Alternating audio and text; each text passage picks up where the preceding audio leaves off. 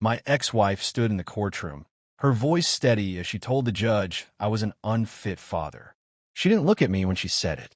She didn't need to, because in that moment, she believed she had already won. My children deserve stability, she said, her tone calm, almost rehearsed. They deserve a parent who is present, responsible, and emotionally safe. And then she paused. And unfortunately, their father is none of those things. I felt every word land like a controlled strike. Not loud, not dramatic, but precise. My name is Daniel Whitmore, and that day in a Charleston family court, my entire life was being reduced to a version of me I didn't recognize. Let me ask you something.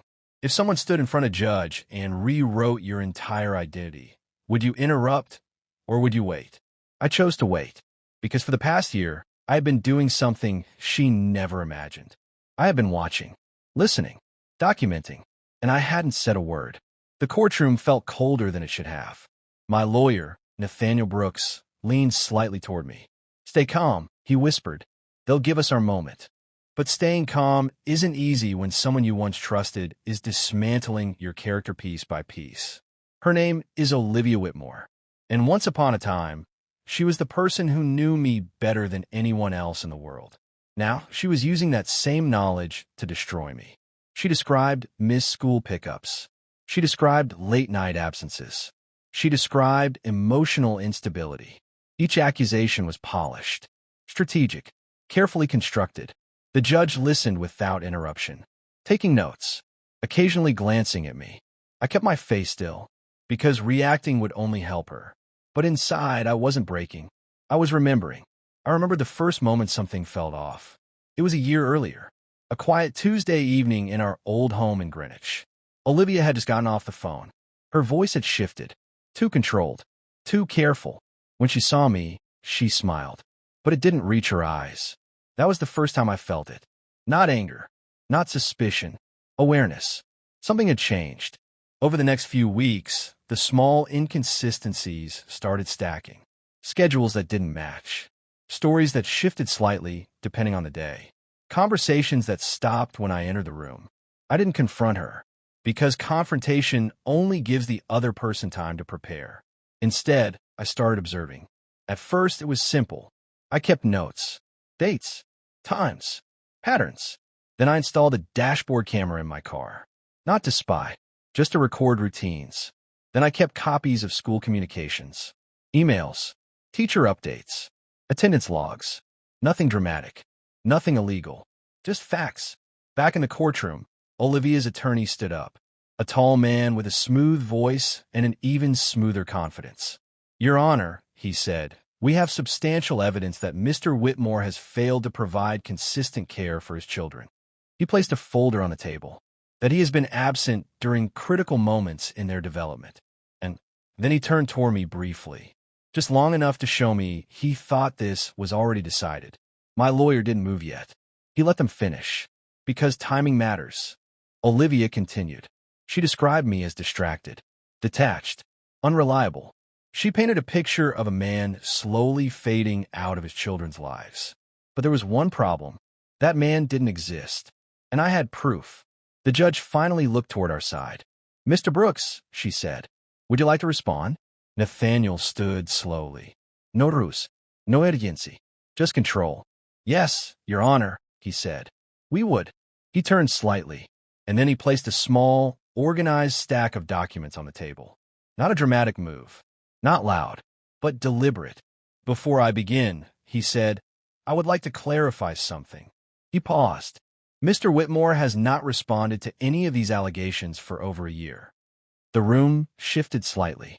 Even Olivia's expression flickered. "Not because he had nothing to say," Nathaniel continued, "but because he was waiting for the right moment." And then he opened the first file. "This," he said, "is a complete record of school attendance logs for both children." He slid forward. "They show that Mr. Whitmore attended 94% of all school pickups over the past year." Olivia's attorney leaned forward. "That's not." But Nathaniel didn't stop.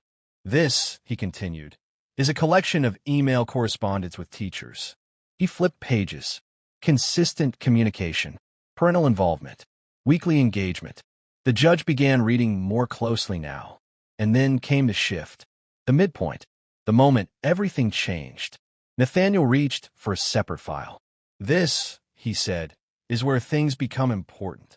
He looked directly at the judge. Over the past year, Mr. Whitmore documented multiple instances of schedule manipulation. The word landed hard. "Manipulation?" the judge asked. "Yes, Your Honor," Nathaniel replied. "Specifically, instances where Mrs. Whitmore altered agreed-upon parenting schedules and then later used those altered circumstances as evidence against him." Olivia's face tightened, and for the first time, she looked at me. Nathaniel continued. "We also have timestamp communications where Mrs. Whitmore explicitly requested Mr. Whitmore to take last-minute custody changes." He flipped another page, which she is now presenting as abandonment. The courtroom went quiet. Not dramatic quiet. The kind of quiet where people start reevaluating everything they just heard. Let me ask you something. When the truth finally surfaces, do you think it explodes, or does it slowly dismantle the lie? Because what happened next wasn't an explosion. It was dismantling, piece by piece. Nathaniel presented voice recordings, legally obtained, consent-based conversations. In those recordings, Olivia's tone was different. Casual, unfiltered. "I just need you to take them tonight," she said in one. "I have plans." In another, she laughed.